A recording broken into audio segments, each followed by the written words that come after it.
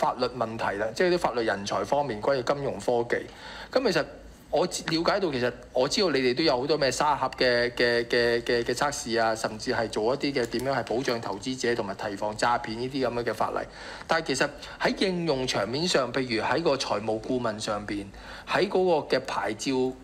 即係人才嘅牌照上邊，或者喺大灣區嘅應用，包括而家我哋啱啱去兩會都見到，其實即係最高人民法院都話，喂，其實香港嘅法例如果係港資嘅話，可以喺珠海、深圳嗰度用，即係去使用嘅時候，你哋會唔會透過呢啲咁樣嘅，國家賦予我哋呢啲嘅條件或者一啲嘅場景，可以同大灣區整合咗一套好大嘅模式，令到我哋可以香港喺譬如喺區塊鏈、代幣化呢啲咁樣嘅訴訟上邊、調解上邊，或者甚至喺其他嘅法律層面上邊，可以分一杯羹或者佔一個領域咧。唔該晒主席。好，唔該，副局長。多謝主席，多謝議員嘅提問。咁我諗兩方面去作答啦。首先就係講緊，因為金融科技牽涉好多唔同範疇，啱講過，即係頭先話合規科技啊，或者可能銀行、基金、證券商、信貸公司用嘅金融科技都唔同。咁事實上咧，我哋推動嘅時候你可以分兩個層面嘅，一個層面咧整體嘅金融科技人才嘅培訓。啱講嘅例如話大學或者實習機會，咁呢個係比較叫做係。整全叫做係全面啲嘅，但係未去到好專。咁跟住好專嘅時候咧，其實我哋唔同嘅監管機構咧，會就住相關嘅金融科技嘅人才做一啲專業培訓。點解咧？因為我啱睇基金好多同事喺度啦。其實例如話保險相關嘅金融科技好，例如講緊係券商嘅金融科技好、銀行嘅金融科技好，或者payment 嘅支付嘅等等咧，佢哋都有啲唔同嘅特別技術嘅。所以我哋做嘅時候就好難話，唔可以話分優次，反而係就住各個嘅領域，我哋揾相關嘅監管機構或者同事咧去做嗰方面嘅培訓。咁我哋會咁樣去進行。咁另外議員都講到啱，法律同埋合規方面咧，對於金融科技嚟講發展都好重要。咁一方面啦，我哋監管機構會就住佢哋自己嘅業務範疇咧，係會發一啲唔同嘅通函，係會告知大家啲最新發展。例如啱啱頭先李慧榮議員講過，就住呢一個虛擬資產嗰個交易方面嘅，咁最新之前證監會都有發過一啲唔同嘅通函，去介紹佢最新嘅發展啊、方向等等。咁當然啦，保監局、金管局、財務匯報局等等，佢哋有自己嘅一啲嘅通函，去確保咧業界好清晰就住個科技發展嘅時候，最新嗰個監管要求係乜。咁另外議員都講到好，就係嗰個嘅大灣區都好重要，因為好多時我哋一見到啲金融科技嘅業務或者產品或者嘅一啲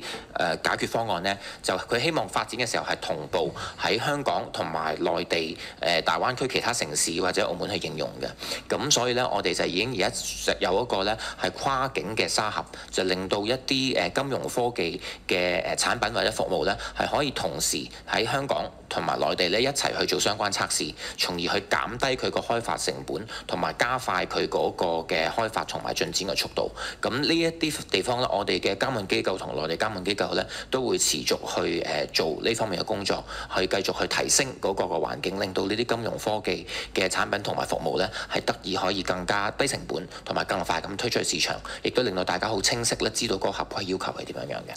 OK， 好，唔該。主席想補充一句啫，即係其實即係感謝即係各方嘅答案。咁其實即係，但係其實我哋香港嘅角色咧，應該都即係頭先各方都提過下，其實3個維度，即係香港本土嘅，即係本地嘅；第二就係香港對內地嘅；第三係香港對國際嘅。即係點樣我哋喺個場景上邊，人係會周圍走噶嘛，係咪啊？當個用家嘅時候，佢利用嗰個金融嘅科技嘅時候，佢點樣係防止咗有爭拗、有拗撬嘅情況？即係譬如同個財務顧問，我喺日本，可能佢喺內地嘅時候，或者甚至嗰個係 AI 嚟嘅，有啲拗撬嘅場面上面，咁嗰個調解個爭執，我覺得法律一定要有個好好嘅基礎，而呢套係可以係普及咗成個嘅。橫跨晒成個流程，我先覺得係最好，所以我好希望即係局方都可以喺未來嗰個嘅文件上面都可以講翻你哋即係對住法律呢啲嘅基礎上面、人才上面嘅培訓可以做到啲乜嘢咯？唔該晒主席。OK， 好，聽到意見，收到意見。好，咁林新強議員又咁啱呢個時間按鈕啦，咁法律界代表可以發問。主席，我好多謝同埋去好感激啊！直情李鎮強議員2次發言。都幫法律界發聲，要求政府提供資助，我記得啊，李慧瓊議員咧喺立法會大會嘅時候咧講過，話好羨慕法律界喺前海發展得好好。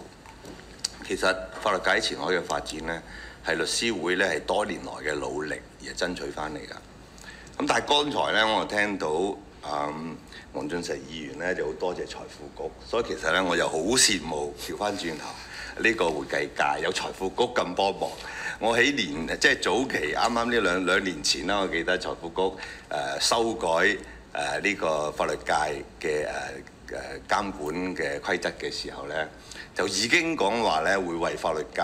會計界咧前海咧提供發展嘅機會嘅，亦都真係做到，所以我非常之羨慕。做咗3年咧，我亦都好理解政府嘅架構，亦都好了解咧嗰啲責任啊、權責嘅問題。我好早期咧，我相信陳副局長咧都了解到咧，我都爭取話 ESG 唔該你俾啲資源俾法律界去學習去做嘢，提供課程咁樣，沒有。我淨係睇到好多金融界有啊、會計界有啊都有。點解咧？咁我亦都了解到，因為政府嘅架構問題啊。咁所以咧，我就唔多説啦喺呢度。我只係希望咧，其實咧唔單止係合規啊呢方面，法律界咧喺香港咧可以即係提供貢獻。就算咧喺一啲新嘅產品咧，其實法律界咧都適合咧係去編寫、去做啊、去考慮啊、去學習。但係可惜咧，因為冇足夠嘅培訓。其實而家咧法律界咧係喺一個危機嘅邊緣，有危即係有機。其實咩係危咧？危咧就係好多年青嘅律師咧出咗嚟，係譬如喺一啲國際所，佢哋嘅履歷背景係非常之好。做完2年見習生，裁咗出嚟，因為金融嗰個環境市場實在比較差。呢啲人才咧，你唔去俾足夠嘅培訓佢咧，其實係好浪費嘅嚇。所以咧，其實咧個社會而家香港上邊咧係可以提供到呢啲年青又好容易學習到嘢嘅。如果政府好好善用呢樣嘢咧，就係一個好嘅機會，係令到法律界咧可以喺另一方面咧去發展得更好嚇。所以咧，我嘅説話唔想講太多啦。多謝主席俾我機會講嘢嚇。再次多謝阿振強副局長有咩回應關於法律人才喺金融科技啊、創新等等嘅一啲？多謝主席，多謝議員嗰個嘅意見。咁我都想強調一點呢，我哋好認同就係話，對於法律服務嚟講，其實ESG 綠色金融或者金融科技都好重要。咁就我自己個人其實呢幾年嚟咧都有支持同埋出席相關啲活動，無論係香港律師會嘅活動或者我哋香港法律周嘅活動，去講解喺金融科技同埋 ESG 方面最新嘅發展，咁令到業界啲業界嘅朋友都了解我哋呢方面嘅機遇嘅。咁至於落地一啲嘅培訓資助等等相關計劃咧，咁我諗議員可能之前第啲嘅場景有提出過嘅，我哋會同翻相關嘅部門同事去研究嘅。好，多謝主席。好，黃俊碩議員第二輪。多謝主席。咁頭先林新強議員講到會計界啦，即係好羨慕會計界，咁我又回應一下。咁的而且確頭先林新強議員講到 ESG 嗰啲咧，即係話關於法律嘅人才可以去參與多啲，呢個其實我都贊同嘅。咁特別係即係 FSCB 咧，佢哋都好培養呢個即係好培養呢個 ESG 嘅人才。我呢排咧做研究嘅時候，喺政策研究嘅時候咧，我都有留意到咧，其實即係 FSCB 有個 Pilot Green and Sustainable Finance Capacity Building Support Scheme 嚇，咁俾我哋一啲全職學生同埋一啲相關嘅人士啦，又或者我哋個大學或者碩士學位係符合呢一堆嘅即係 relevant discipline， 唔好意思，即係我英文睇緊，係啦，都可以俾佢可以去有 subsidy 去讀一啲嘅 ESG 相關課程。咁佢呢啲相關嘅 discipline 係咩咧？就 business administration 啦、finance 啊、environment 啊、science 啊、technology 同 public policy， 的而且確法律界又冇去入面。咁當然我都明白呢一個未必係相同嘅政策局，咁但係可能我都相信即係法律界其實真係去 ESG， 特別而家我哋講上市公司啊 S1、S2 嘅時候咧，好多時其實公司嘅合規人員咧都係一啲法律界人士，其實的而且確佢哋都係有需要有一啲相關嘅轉型啦，即係我哋會計師都一路都轉型緊嘅時候，佢呢一個都可以加埋落去。咁呢個係我一個自己嘅意見嘅表達啦。